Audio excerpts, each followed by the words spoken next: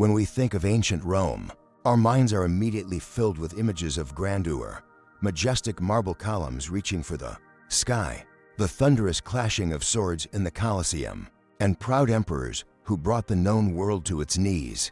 Rome was the capital of power, a monument to human ambition and architectural brilliantness. However, beneath the shadows of these massive marble structures lay a world as harsh as any war, and as merciless as any conquest. This was a world lived in silence behind closed doors. Today, we peel back the dusty pages of history to look through the eyes of those whose stories are rarely told. The Roman women. In ancient Rome, being born female meant accepting from your very first breath that you were a background character in someone else's story. In the eyes of Roman law, marriage was not a union of two hearts or a romantic endeavor. It was a transfer of property. For a young girl, life was a narrow bridge stretched between two dominant authorities. First, she was under the absolute power of her father, the pater familias. Upon marriage, this power was transferred to her husband. When a girl married, she didn't just change her residence. She lost her legal identity. She left her father's house, joined her husband's family, and became a stranger even to her own biological kin. This wasn't a romantic beginning. It was a point of no return, a legal fracture. The woman was no longer an individual. She was a guarantor of the lineage, a vessel for the future of the Roman state. On the day of the wedding, everything appeared perfect from the outside. The bride was prepared with meticulous care. She wore a special veil called the flammum, a vibrant cloth colored between flame yellow and deep orange.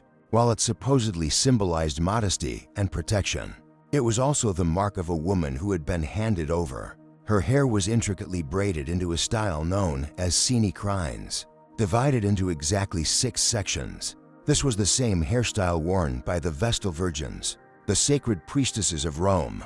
This style sent a clear message to society. This woman was now dedicated to a sacred duty, the management and preservation of a man's household. Beneath the fine silks and expensive jewelry lay a sobering reality. The ceremony was the final declaration that she had surrendered all control over her own life. The most striking and, for us today, most disturbing part of a Roman wedding was the ritual known as Domum, Deductio, the symbolic kidnapping of the bride from her father's house. In this stage performance, the bride would pretend to resist. She would cling to her mother, weep, and struggle against leaving the threshold. The groom and his companions would then use symbolic force to pull her away. While this was a show, it was a mandatory one. In Roman society, if a woman left her father's house happily or willingly, it was seen as a sign of lewdness and a lack of virtue. A woman's goodness and morality were measured by her sorrow. Her pain was the proof of her character. The procession would move through the streets amidst the shouts and lewd jokes of the public until they reached the groom's house. But the bride could not walk in on her own defeat. The groom would lift her and carry her over the threshold. This was done to avoid the ultimate bad omen, stumbling. Stumbling on the threshold was considered a curse upon the marriage. That threshold was the border between two worlds. Once crossed, her old name, her old memories, and her old freedoms were left behind forever. She was now a wife, a future mother, and a permanent fixture of that house. But what happened once the torch-lit procession faded into the night and the wedding guests returned to their homes? What awaited the young bride in the cold reality of her new existence? The marriage ceremony was not an ending, but a beginning, the start of a life defined entirely by duty, surveillance, and the constant pressure to fulfill her singular purpose, producing legitimate heirs for her husband's family line. The morning after the wedding, the bride would wake not as herself but as a Matrona, a married woman whose every action was now scrutinized through the lens of respectability. Her childhood was over. The playful games, the whispered secrets with sisters, the protection of her mother's embrace, all of it dissolved like morning mist. She was now the property of another household, and her value would be measured solely by her ability to manage that household and bear children, preferably sons. The Roman home, or domus, was her new prison and kingdom combined. She was expected to oversee the slaves, manage the household finances, ensure the family's clothing was woven and maintained, and supervise the preparation of meals. But this authority came with a cruel irony. She commanded the household, yet had no command over herself. Every decision she made could be overturned by her husband. Every coin she spent was his coin. Every slave she directed was his property. She was the manager of a realm that would never truly belong to her. The most suffocating aspect of this existence was the relentless expectation of fertility. From the moment the marriage was consummated, the countdown began. Roman society watched and waited with vulture-like patience. Months would pass, and if her belly did not swell, whispers would start. Was she barren? Had the gods cursed the union? Was she failing in her fundamental duty as a woman? The pressure was immense, crushing, and utterly dehumanizing. A woman's worth was distilled into the functionality of her womb.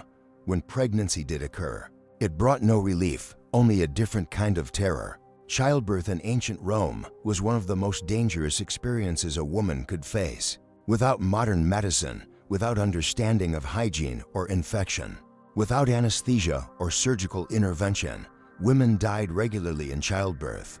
It was so common that special prayers were offered to Juno Lucina, the goddess of childbirth, and protective amulets were worn to ward off the evil spirits, believed to lurk in the birthing chamber. The birthing stool, a simple wooden chair with a curved seat, was where women would labor for hours, sometimes days, attended only by midwives and female relatives. Men were excluded from this space, not out of respect for the woman's privacy, but because birth was considered polluting and dangerous to male purity. If the child was born alive, the next test arrived immediately. In a practice that chills the modern conscience, the newborn would be placed at the father's feet. He alone had the power to decide whether the child would be accepted into the family. If he picked up the infant, it would live. If he walked away, the child would be exposed, left outside to die from the elements, or to be picked up by strangers, who might raise it as a slave. This was particularly common with daughters. Girls were expensive. They required dowries.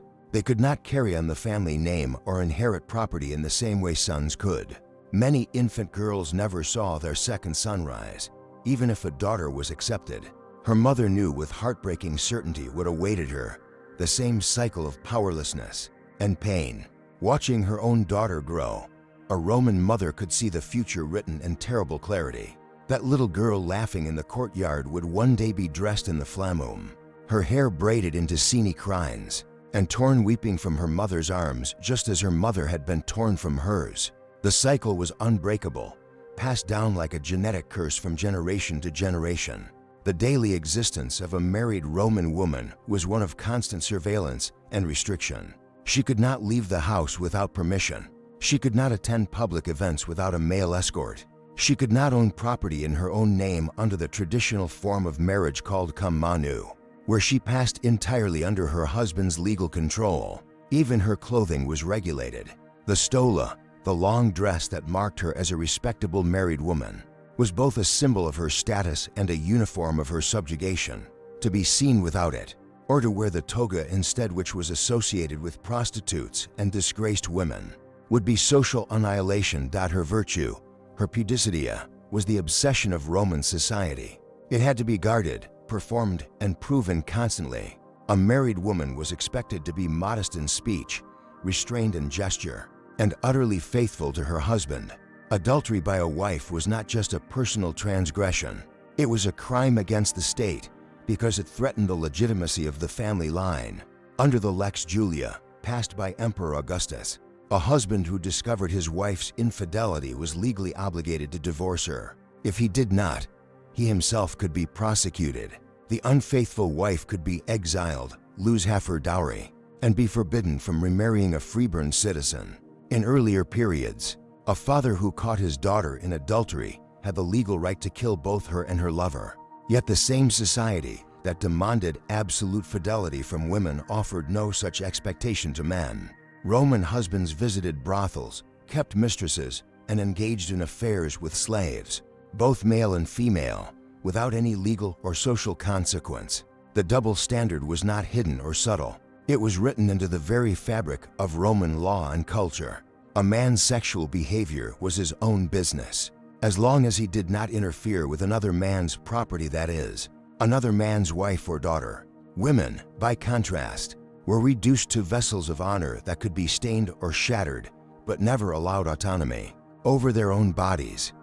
Inside the marriage itself, a woman had no right to refuse her husband. Conjugal relations were his entitlement, and her consent was legally irrelevant. Marital rape as a concept did not exist in Roman law, because a wife's body was considered her husband's possession from the moment of marriage. She could not say no. She could not negotiate.